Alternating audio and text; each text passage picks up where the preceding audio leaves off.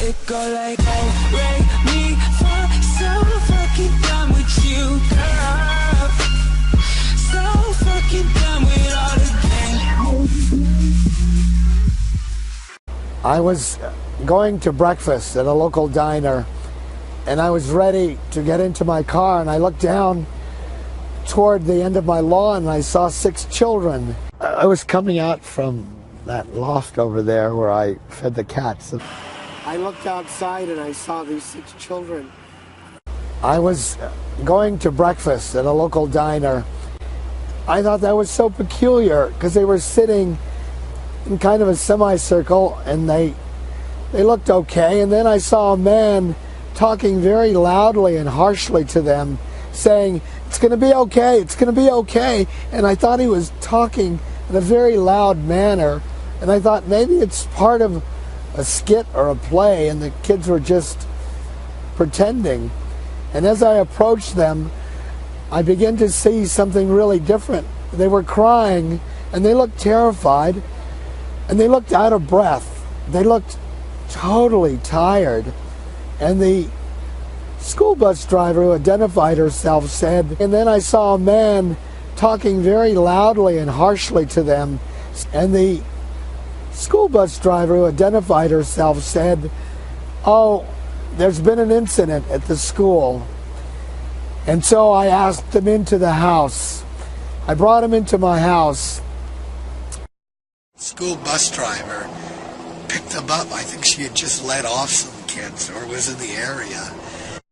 School bus driver picked them up. I think she had just let off some kids or was in the area. And they came inside the house and they started talking about blood coming out of her mouth.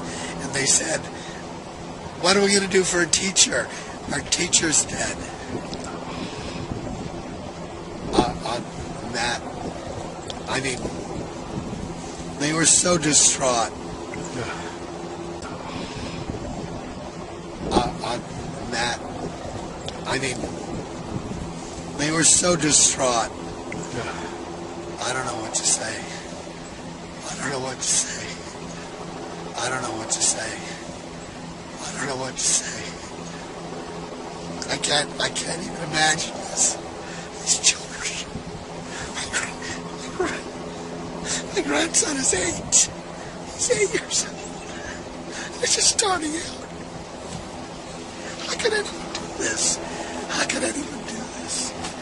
How can anyone do this? These children in my house were so frightened. Oh my God, they were so frightened. I've never seen children terrorized. They were just so frightened. Some lady came looking for her son. I hope he's not one of the children. She said, "I heard you had 6 kids here." I said, "I took him to the firehouse." Her face looked frozen in pain. I've never seen anything like that.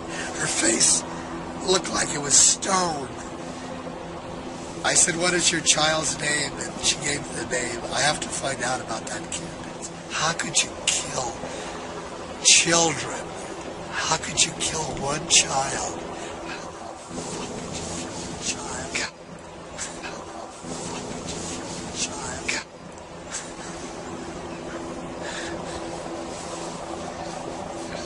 Here's my grades.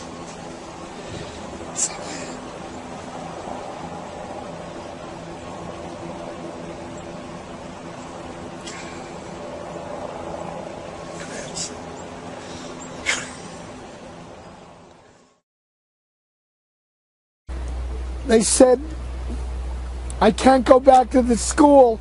I can't go back to the school. I don't have a teacher. I don't have a teacher." And then the other boy said, "Mrs. Soto, my teacher's been shot." I could not fathom this. I could not imagine what they were talking about. I did not correct them. I did not correct them or ask them any questions. I let them keep talking, and they kept talking. They were talking about their teacher. Nancy, I want to be with these children. I want to read to them. I want to show them there's light away from the darkness. I want to be their grandpa, their uncle, Gene, whoever. I want to spend time with them as much as they will allow and their parents will allow. I want them to come to my home. I just want to love them because they were very brave and very sweet. And their innocence has been torn away.